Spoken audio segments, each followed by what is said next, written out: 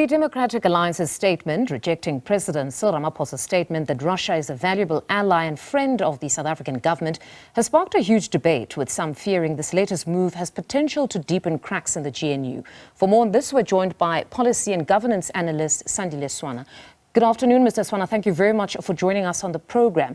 So just when some were starting to forget the Bella Bill saga, which saw Minister Sivuyo Gahube snub the signing ceremony, a new battle on South Africa's foreign policy is ensuing between the DA and ANC. Your views on just that statement by the DA?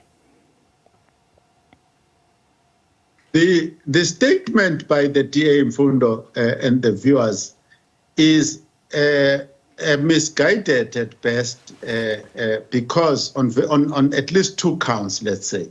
The first count being that if you read clause 11.9 of the statement of intent, there are a number of issues as to how the South Africa is supposed to handle its own foreign relations. So, yes. And it's honestly quite vague, I must say, because I also went to that specific section 11.9 of the Statement of Intent. And it specifically deals with foreign policy, but more surface level, as I say, where it says GNU members must prioritize foreign policy based on human rights, constitutionalism, national interest, solidarity, peaceful resolution of conflict. So this section itself doesn't necessarily offer that definitive answer as to how to deal with it. It's almost open to all sorts of interpretations. Certainly, it does not give Steenhuisen the right to make the statement that he made. If this president said he is in solidarity, just for the sake of argument, with the Russian Federation, it would be consistent with the statement. So you can't use this statement to make the statement that Steenhuisen actually made, certainly. Because for you to go against your own president, there must be a clear violation, and there is no clear violation here. So the second thing that I want to say that prohibits Steenhuisen from making the statement, in my judgment, is that Steenhuisen made a statement himself that said that the latest DA Congress, or whatever they call it, made a commitment to support and to participate in the BRICS, to support the BRICS, and the R in the BRICS is Russia. So why do you single out? They didn't say they had a special statement to single out Russia out of the BRICS. They said they wanted to participate in the BRICS. And the latest statistics show that the greatest growth, economic growth in the world, is actually going to come from BRICS. So why would you, as a nation of South Africa, be part of BRICS and also want to offend BRICS when it's presenting so much future potential for economic earnings for the country?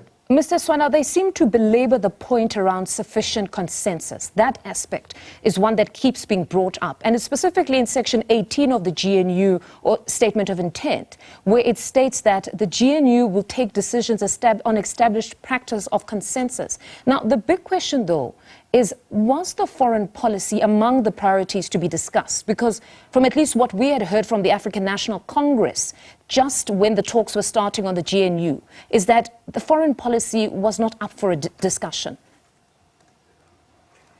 Yes, I think that this is also another far-fetched argument. If you can try to think about how many specific decisions constitute the policy of South Africa, that you can have this statement, 9-page statement of intent, or any other meeting where everything is discussed and you reach a consensus on.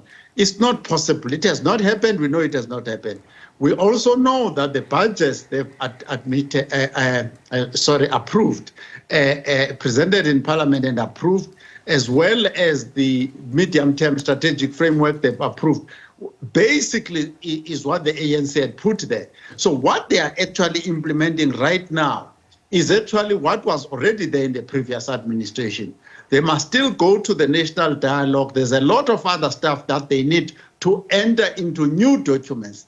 Otherwise, for now, they are using the old documents that were there. So did they not do themselves a disservice collectively on putting in abeyance that specific Lekgotla? Because at the Lekgotla, they were meant to discuss policy, but they decided to just shift that to another date. You see, just think about it this way, that, as I said, the South Africa is a very complex nation. If you are going to discuss education policy, what do you include, what do you leave out? If you are discussing industrial policy, and if you have a legislature, how long is this legislature? Therefore, when you say you are going to come out of there with policy, what do you come out with? So I think this is far-fetched, unless there is something that is jeopardizing the security of the nation or jeopardizing the nation in a very serious way. There is no need for this drama. And certainly the statement of intent cannot be used to create this type of drama. It is reckless, unwarranted, and unbeneficial. Now, I've been monitoring Helen Zula's tweets. She's tweeted that the ANC is attempting to hijack the national dialogue. Where do you stand on this one? Because even before the electoral outcome, former President Thabo Mbeki had been calling for a national dialogue of sorts. So can it really be said that the ANC is hijacking it when it essentially was the brainchild of its former president? Well, that part of your question, it's a fair part. But there's another part that Zille has got merit on, where so for instance, she mentions there, if I remember correctly, that they are using NEDLAC and the office of the deputy president to run this thing.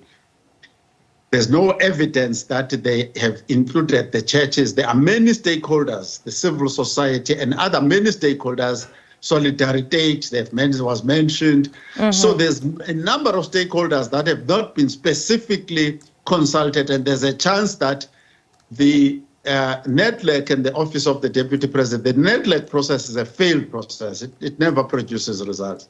So there is a reason to be concerned that this thing needs to be inclusive. But what Zille insists on, she wants the ANC and the DA at least to be the ones who shape even the possible outcome of that. So she wants them to craft every detail of that agenda, every discussion paper, So that is where the difficulty is at the moment.